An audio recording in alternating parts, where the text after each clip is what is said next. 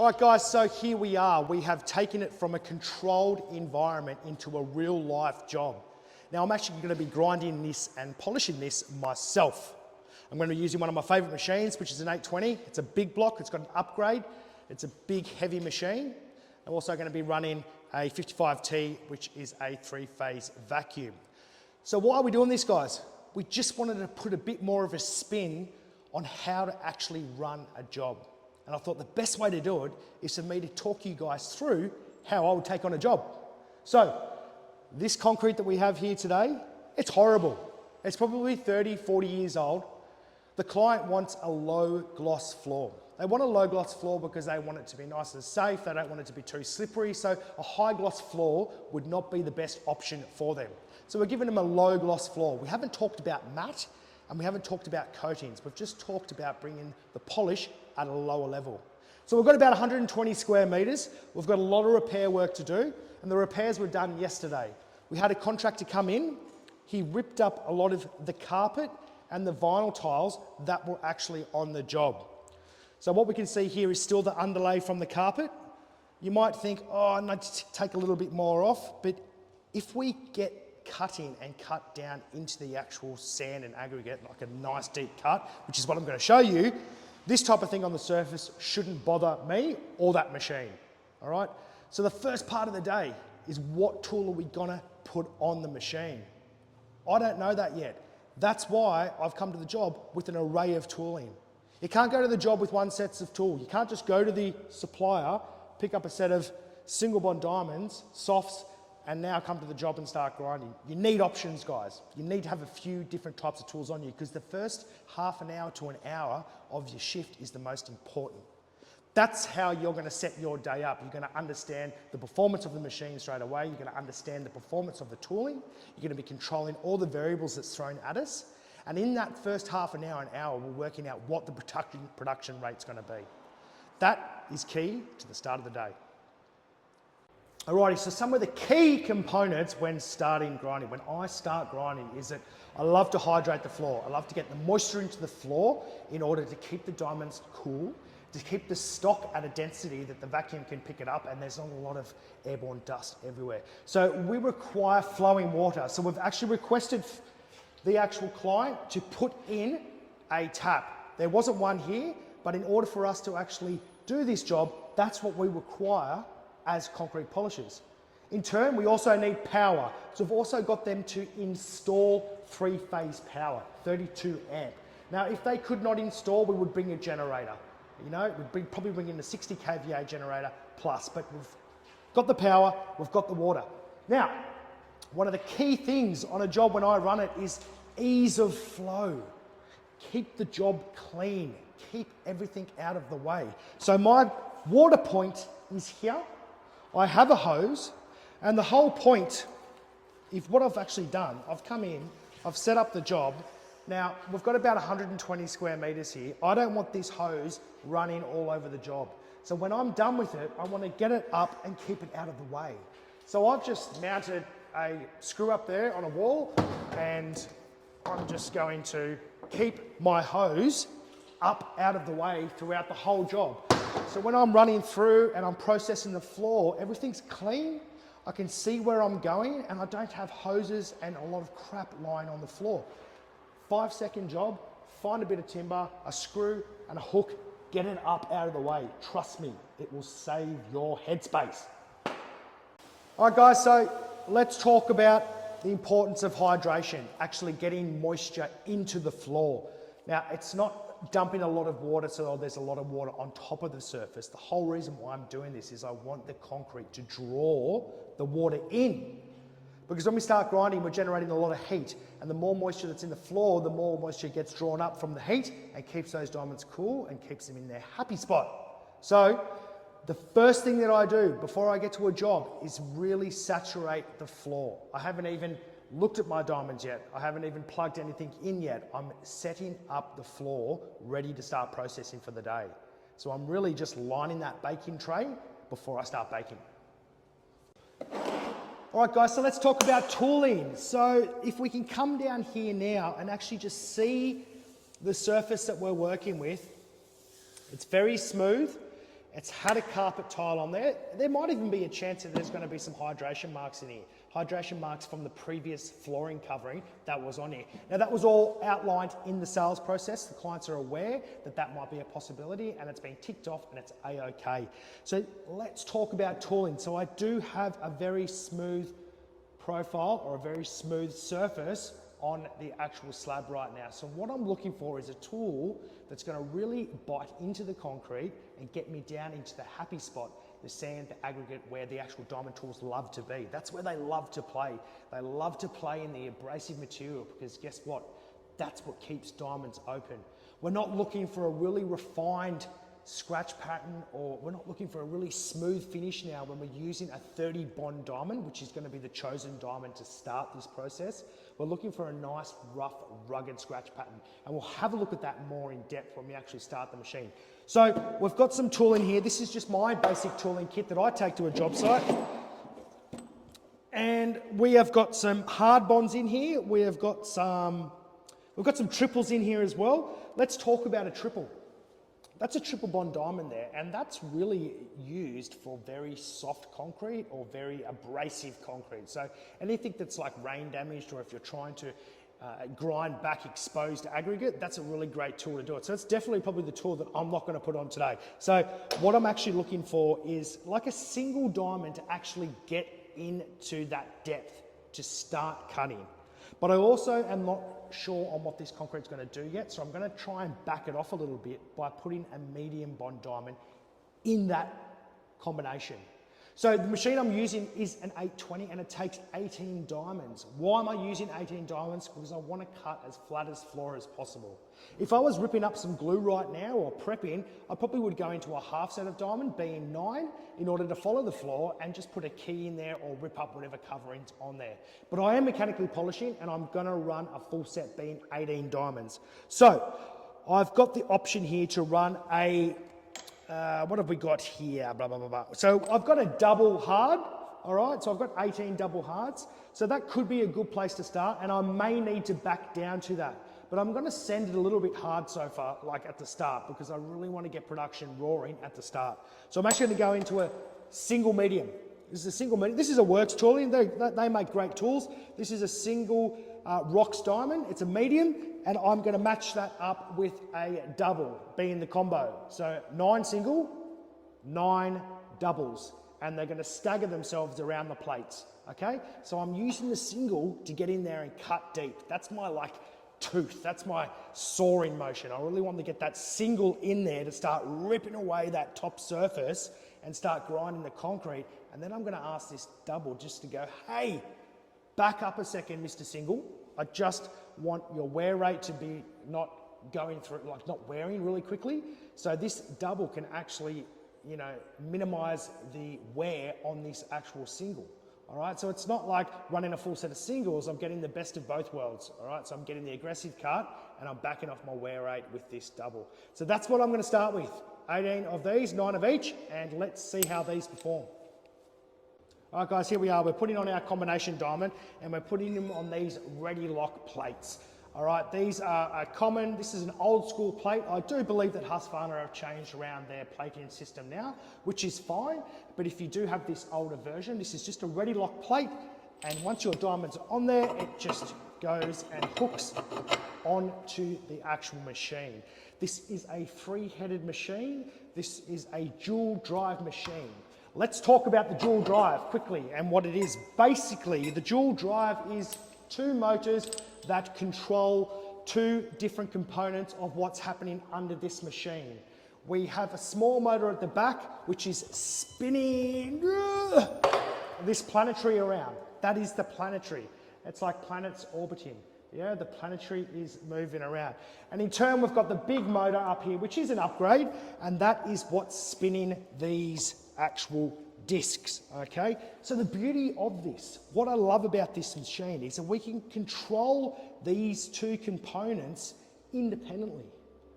So if I want to cut really hard concrete, I can slow this planetary down in order for it to really bite into the concrete, and I can speed these discs up to really actually refine and spit out the material that I'm actually cutting. So it really has its advantages.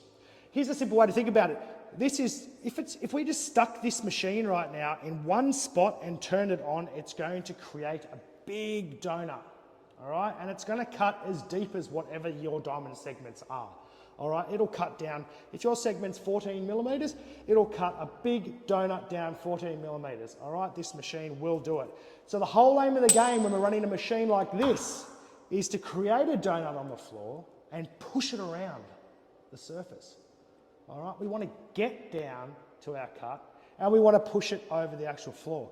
That's not me setting the actual gauge of the depth cut. Don't get confused there, all right?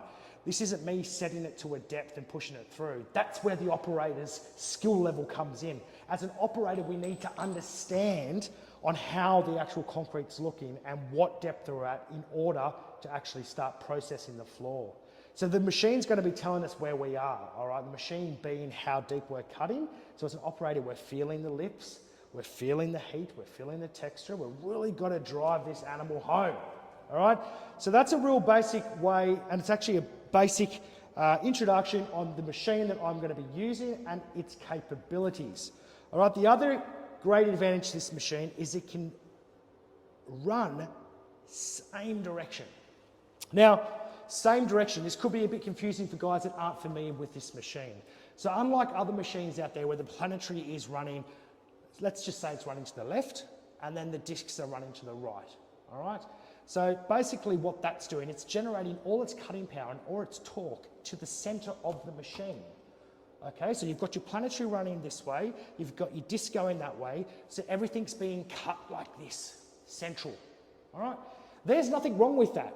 Don't get me wrong, but you're only utilizing this much of the machine. Okay, so when it comes to overlapping and the way that I'll be showing you throughout this on how to overlap and how to process a floor, you're actually not using the whole benefit of this machine. All right, when would we use that actual dual drive inverted system would be if we wanted to reduce the cutting power, reduce friction, or reduce heat. So it does have its advantages in the higher polishing stages if we're trying to bring our heat down. So it's still a good way to still use it to your advantage on an actual job. But the kicker is same direction. Running the planetary one way and the discs the same way. So in turn, we're really cutting that donut and we're forcing all the material out to one side, either the right side or the left side. So in turn, we're actually maximizing the full width of the machine. All right, so we're really getting a cut which is almost like a real deep rectangle, okay? And that's gonna pick up the performance on this machine running same direction. Same. I say it all the time, run the same direction. 6.6 this way, 7.7 this way, like the speeds. I mean, don't even get me going with speeds. That's a whole nother beast when we get onto the floor. All right, so that's a basic introduction of the advantages of this machine and why you might see that I'm excited about getting this thing going, because it's a great machine and it produces my product and it's going to produce the floor that what we've sold. And yeah, check it out. Okay, so what we've got here is it really looks like two different slabs, all right? And we've got one that's considerably higher here. And I might actually just grab the straight edge and show you. Alrighty, so let's talk about how we can get this floor into tolerance. All right, so this was raised with the client, like they understand that there could be a little ramp or a bit of a dip going on here. But in order for us to try and get it into the best tolerance being how we can best run the machine through it, we really want to be taking off a bit of material up here on this high spot first. All right, we're not going to get it 100% flat because we'd have to take off, 10 to 20 mil off this whole right-hand side of the slab. So what we want to do is gradually build or gradually take material off in order to get it into a flat surface. So we are going to start up here. We're going to have a bit of a play, try and cut this material down and bring this down, push it down a bit before we start running the whole length. All right, guys, so we're ready to start. We're ready to start going, and like I said, we're going to treat this high spot first. Where this repair is, we're just going to try and really push some material back. All right, so this is going to be my starting point. So I'm predicting this job should take about 2 days, all right? Now, with filming and with all the jazz that's going on right now, in order to give you guys the best content, it's going to be a push. But this is day one, and I expect by the end of the day to finish grouting and any other repairs complete. So let's see how we go. It's 10 o'clock now, 10:16 on Thursday morning, 2024. So let's see how we go. All right, let's get this high spot down. All right, so what we've got going on now on the actual floor is that we had the medium single and the medium double on. Now, there was a few little things right now as an operator that I was like looking out for, hearing for. So the machine was squealing a little bit. So that was telling me that it was under a lot of load. So I'm just going through a couple of little basic checks right now, and I'm just making sure that, remember, I haven't supplied the power. Now, this can be a major problem on site. That's why a lot of guys in Australia run their own generators, because it can supply the right amount of power to the machine. So I'm relying on mains power, and this can be dirty power sometimes. What do I mean by dirty powers? Is that there could be a bunch of other people right now that are tapped in on this main as well, all right? So not only am I drawing, 23, 24, 25 amps with the machine, and then I'm pulling, 15, 16 amps from the actual vacuum, I'm already up exceeding over the 32 amp mark, all right? So that is a key indication that with everyone else drawing power, I might not have enough direct power into the machine in order to cut. But that's okay. How do we combat that? What I'm going to do right now is, because I need to get this floor down and it's quite soft, I'm going to stick with these diamonds because they're going to remove the material the fastest and the quickest way. So that's going to be the setup that I'm going to use. Now, in order to control my power and back it all off, I'm actually going to go into those harder bond diamonds that we were looking at before. By putting the harder bond diamonds on means I'm not going to draw as much power. Okay, they're not going to be as aggressive, and that should maintain and control my power. Another thing that can control the power if you do have dirty power is your vacuum. You can actually drop on this type of vacuum. This is great. You've actually got a dial here where you can actually pull the vacuum up to suck more or pull it down to suck less. So if we actually just drop the power down, we're going to be pulling less from the board, harder bond diamonds, and that's just a little way on site that we can control dirty power. Not only that, we know that it's soft concrete because we've been running for about 6 minutes and we've got a full bag. So guys, that's a little process, or that's how I'm thinking when I first start to grind. It's key that we just don't start the grinder and start pushing through the day. We've got to understand the conditions of the job, power coming in, have we got the best tools on, and all these key parts of mechanical polishing concrete, or just grinding, a key component in having a successful day.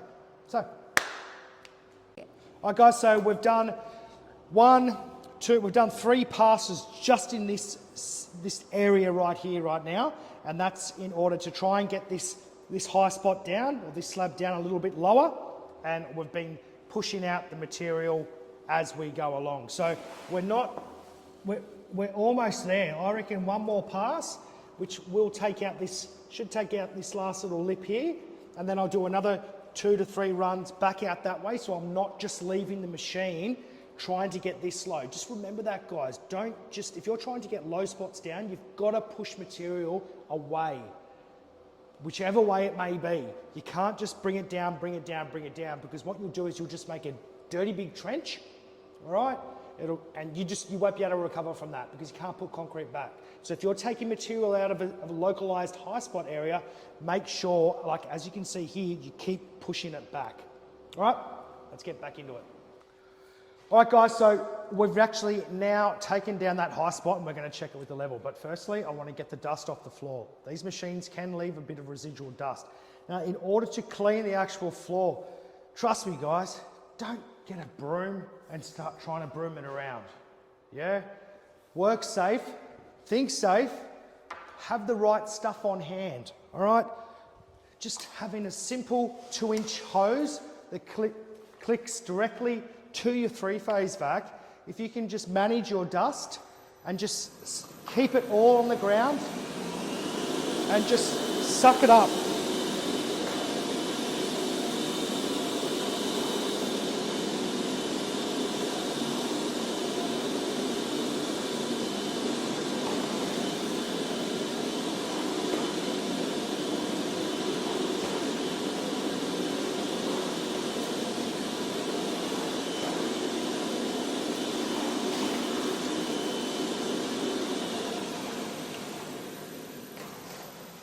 right? Because what that's actually doing, it's not putting airborne dust in the air. You will find on construction sites or most job sites, especially commercial, when you're actually got a designated area to grind in and you're running the right equipment, most of the dust that's generated on a job site is actually from the labourers sweeping up around your zone, okay? So when you're in an actual working environment, keep the dust at bay, use vacuums, don't use brooms to put it into the air. That's just my little tip. Be safe when you're doing this work. Phew. It might sound funny while I'm talking about dust, but it's really good, especially in these videos, to be thinking, why is there so much dust on the floor? Is there something wrong with his vacuum? Is there something wrong with his machine, his skirt? That's not the actual case. The case is that we're trying to remove some patchwork, which is about 5 to 10 mil high. And what that's doing, because it was an isolated area of about 250 mil, the machine's rocking and rolling like that. So it's actually spitting residual dust out because the machine's not flat. The machines are designed to pick up the dust when they're running through a flat floor, which really brings me back to what I was talking about before, about getting the floor into tolerance and getting a nice flat floor, because when everything's right and that canvas is set up right, all the equipment that you've invested in will run efficiently and the way they're designed to do. But that's why we've got a bit of extra dust on the floor right now, guys. It's because we're going up and down and the actual mechanics of it aren't working. But once again, I've got my other wand there and my other vacuum hose, which connects straight into the 3-phase, and we're going to suck it up as we go, because we don't want to be walking through this stuff when we're on a job, or if we've got clients that come in that walk through it, it just spits it up in the air. And just keep it in a minimal. You do areas like this, clean it up.